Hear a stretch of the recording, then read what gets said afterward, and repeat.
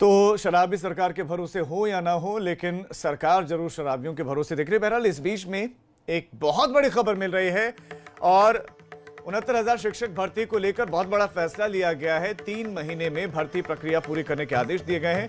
लखनऊ खंडपीठ ने यह फैसला दिया है। एबीपी गंगा ने खबर आपको बताई भी थी और आपको बताते हैं कि सामान्य वर्ग के लिए 97 नंबर कट ऑफ है, जबकि आरक्षित वर्ग के लिए 90 अंक है, यानी कि 60-65% का ये कट ऑफ है। 3 महीने में भर्ती प्रक्रिया पूरी करने के आदेश भी दे दिए गए हैं। यह खबर बहुत बड़ी है।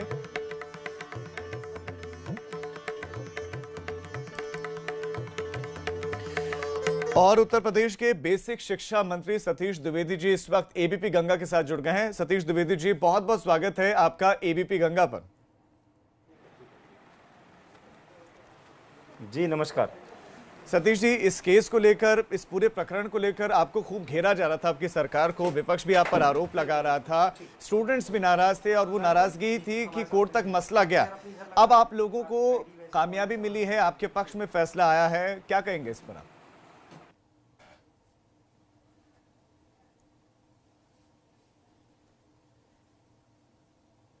आप जानते हैं कोरोना जैसे महामारी में भी राजनीति करने का अवसर नहीं छोड़ रहे लोग।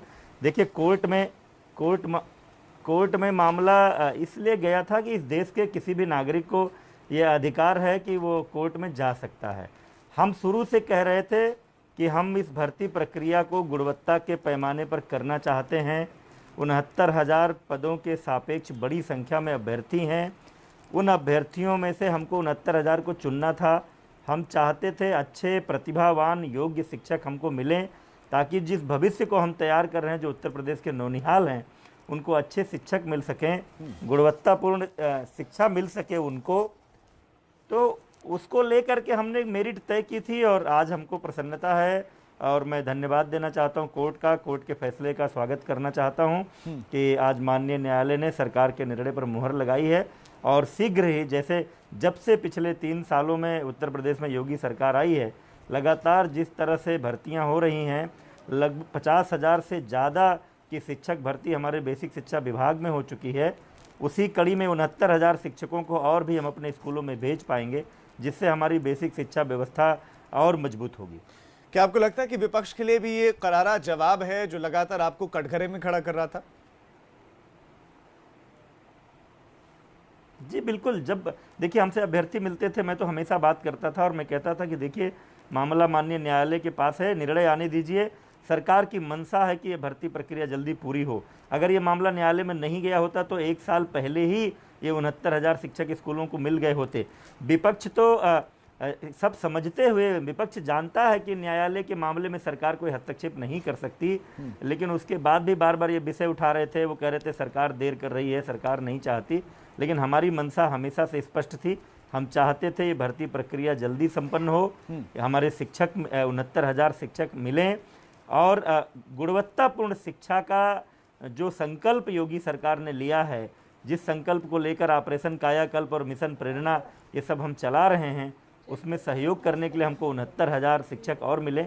इसके लिए हम उतनी ही बेसब्री से प्रतीक्षा कर रहे थे इस परिणाम का जितना याचिकाकर्ता, और आज मुझे प्रसन्नता है कि ये प्रक्रिया हमारी आगे बढ़ने वाली है। अच्छा, चूंकि डबल बेंच ने फैसला दिया सतीश जी, तो आपसे ये जानना चाहूंगा कि पहले सिंगल बेंच के पास ये मामला गया था, सिंगल बेंच से आपके पक्ष में फैसला नहीं आया, तो डबल बेंच की सुनवाई में आप लोगों की तरफ से ऐसी कौन सी दलीलें रखी गई कि ये आपकी तरफ झुक गया मसला? क्योंकि दलीलें तो सिंगल बेंच के सामने भी आपने वही रखी होंगी जो डबल बेंच के सामने रखी हैं, या कुछ अलग था? नहीं, देखिए हम लगातार ये कहते रहे, ये बात जब आती थी कि कट ऑफ ऊंचा क्यों है, तो सरकार का पक्ष हमेशा ये था कि जब भी देखिए कट ऑफ जो तय होता है वह अभ्यर्थियों की संख्या के अनुरूप तय होता है। अब हम 69,000 शिक्षक भर्ती निकाल रहे हैं और अगर 69,000 ही हमको आवेदन मिलें तो सबकी भर्ती हो जाएगी। लेकिन जब अभ्यर्थियों की संख्या ज़्यादा होती है पद के सापेक्ष, तो निश्चित रूप से हमको ऊंचा कट ऑफ रखना पड़ता है, क्योंकि हमको तो जो लोग, जितने अभ्यर्थी हैं उसमें से दी बेस्ट चाहिए, अच्छे से अच्छे लोग हमको चाहिए। तो उन कारणों से ये कट ऑफ ऊंचा था और लगातार सरकार ये अपना पक्ष रखती रही और मुझे प्रसन्नता है कि डबल बेंच ने सरकार के उस तर्क को समझा है। शिक्षा की गुणवत्ता के लिए जो हम प्रयास कर रहे हैं, हमारे प्रयासों को समझते हुए हमारे जो हमने व्यवस्था बनाई थी उस पर मुहर लगाई है। सतीश जी, आपके पक्ष हम में इस फैसला निर्णय तो का आ ही गया है, लेकिन विरोध तो किया गया था, विरोध विपक्ष भी कर रहा था, विरोध स्टूडेंट्स भी, अभ्यर्थी भी कर रहे थे। तो आपको विरोध के पीछे का क्या कारण लगता है? क्या वो कंपटीशन वाली भावना, वो ज्यादा कट ऑफ वाली बात उनको नहीं महसूस हो रही थी कि जितना ज्यादा होगा, क्योंकि संख्या अभ्यर्थियों की ज्यादा है और सीट्स कम है, तो ऐसे में कंपटीशन तो होगा ही ज्यादा, कट ऑफ भी ज्यादा होना चाहिए। तो आपको क्या कारण लगते हैं इसके पीछे, विरोध के पीछे? बिल्कुल, आप देखिए, हम बरसों से हम लोग देख रहे हैं, जैसे जैसे प्रतियोगी परीक्षाओं में अभ्यर्थी बढ़ते गए हैं, कंपटीशन टफ होता गया है, कट ऑफ ऊंचे होते गए हैं। ये बातें सबको समझ में आती हैं, लेकिन फिर भी इस देश में इस देश की न्यायिक व्यवस्था बहुत ही सर्वोत्तम न्यायिक व्यवस्था है। कोई भी व्यक्ति माननीय न्यायालय की शरण में जा सकता है। इसलिए जो लोग उस कट ऑफ के विरोध में थे, वो न्यायालय गए, उनको अपनी बात रखने का हक था। वो हम लोगों से भी मिलते थे, हम भी कहते थे कि चूंकि मामला न्यायालय के पास है, इसलिए हम इसमें कोई टिप्पणी नहीं कर सकते जब तक फैसला नहीं आ सकता है। लेकिन मुझे लगता है, मेरी अपील यही है कि सबको इस बात को समझना चाहिए कि जब पदों के सापेक्ष अभ्यर्थियों की संख्या ज़्यादा होगी तो कट ऑफ ऊंचा होगा, हमको परिश्रम करना पड़ेगा, हमको अपनी जगह हासिल करने के लिए, और इस भर्ती को संपन्न होने देना चाहिए, इस प्रक्रिया को, ताकि हमको 69,000 शिक्षक मिल सकें, हमारी शिक्षा व्यवस्था और सुदृढ़ हो सके। सतीश जी, डबल बेंच ने आखिर आपकी दलीलों में ऐसा क्या देखा जो सिंगल बेंच को नहीं दिखा? सिंगल बेंच ने क्यों आपके खिलाफ फैसला दिया? अब मैं कोर्ट के किसी बेंच पर कोई टिप्पणी नहीं करना चाहता, लेकिन हो सकता है कि कई बार चूंकि डबल बेंच में बहुत लंबी सुनवाई चली और हर एक पक्ष पर दलीलें सुनी गईं, सभी तथ्य इकट्ठे किए गए, तो इस लंबी प्रक्रिया के बाद माननीय न्यायालय को ऐसा लगा कि सरकार ने जो रोड मैप तय किया है, सरकार ने जो व्यवस्थाएं बनाई हैं, वो शिक्षा की गुणवत्ता की दृष्टि से उचित है। इसीलिए शायद सरकार के निर्णय पर मुहर लगी है। सतीश जी, जब ये पूरा का पूरा प्रकरण चल रहा था, इस बीच में आप लोगों पर ये आरोप लग रहे थे कि आप आरक्षित वर्ग के खिलाफ हैं, क्योंकि कट ऑफ कम जो है वो चाहते थे कि 40 से 45% के करीब हो, लेकिन आप 60 से 65% के करीब चाहते थे। तो ऐसे में आप पर उनके खिलाफ होने का भी आरोप लगा है। नहीं, जो भी कोई भर्ती प्रक्रिया होती है तो उसमें आरक्षण के पूरे नियमों का पालन होता है, और जो एससी, ओबीसी, एसटी के आरक्षण के जो मानक हैं, उन सभी मानकों का पूरा करते हुए ये भर्ती की जा रही है। किसी तरह से किसी आरक्षित वर्ग के साथ किसी तरह का कोई अन्याय नहीं होने वाला है।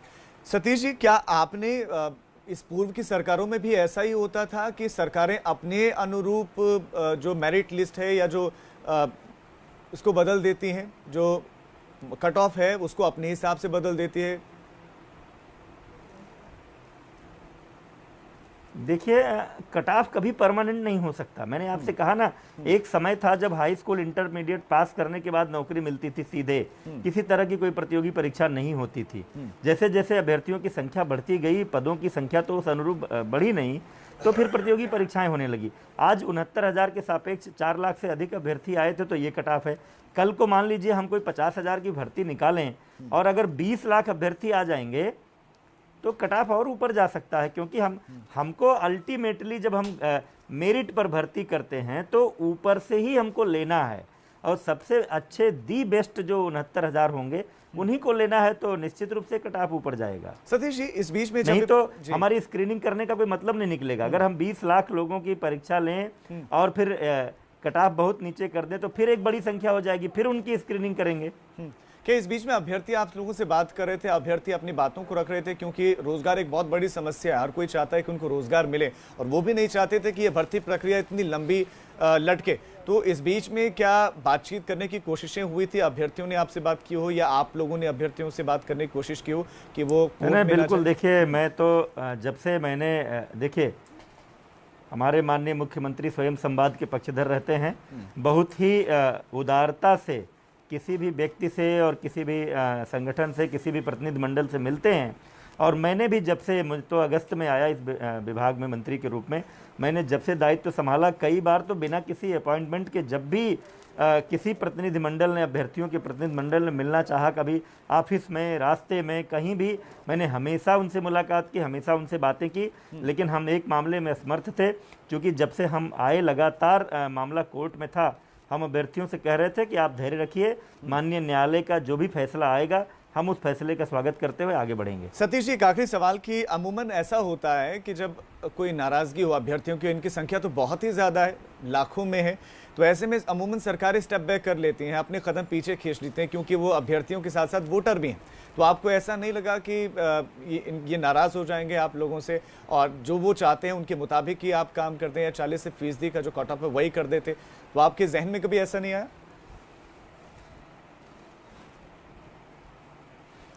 देखिए, योगी सरकार प्रदेश की पिछली सरकारों की तुलना में एक मामले में अलग है। योगी सरकार प्रदेश के दीर्घकालीन हित में काम करती है। योगी सरकार प्रदेश के दीर्घकालीन विकास को ध्यान में रख के काम करती है। योगी सरकार शिक्षा की गुणवत्ता को ध्यान में रख के काम कर रहे हैं। उसी का परिणाम यह है कि आज जिन सरकारी स्कूलों में लोग अपने बच्चों को भेजना नहीं पसंद करते थे, आज इन 3 सालों में 50 लाख से अधिक हमारी छात्र संख्या बढ़ी है। आज हम बच्चों को अच्छा यूनिफॉर्म 2 सेट दे रहे हैं, जूते मोजे दे रहे हैं, बैग दे रहे हैं, किताबें दे रहे हैं, और ऑपरेशन कायाकल्प और मिशन प्रेरणा के माध्यम से आज पूरे उत्तर प्रदेश की बेसिक शिक्षा की तस्वीर बदली है। आज पूरे प्रदेश में अभिभावकों का रुझान बढ़ा है। आने वाले दिनों में आपकी कैबिनेट के जो मंत्री हैं, उनके बच्चे सरकारी स्कूलों में पढ़ते हुए दिखाई देंगे?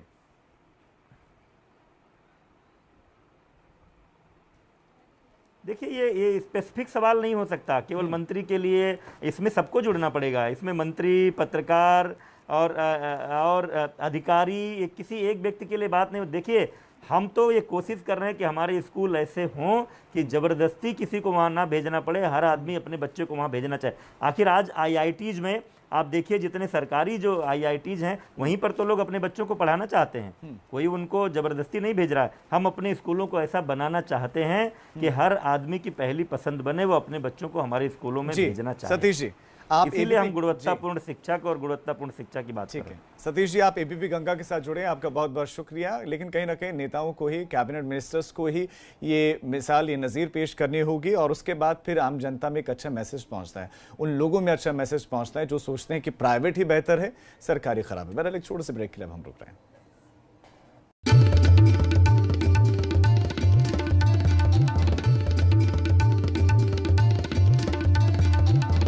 आप देख रहे हैं ABP गंगा, खबर आपकी, जुबान आपकी।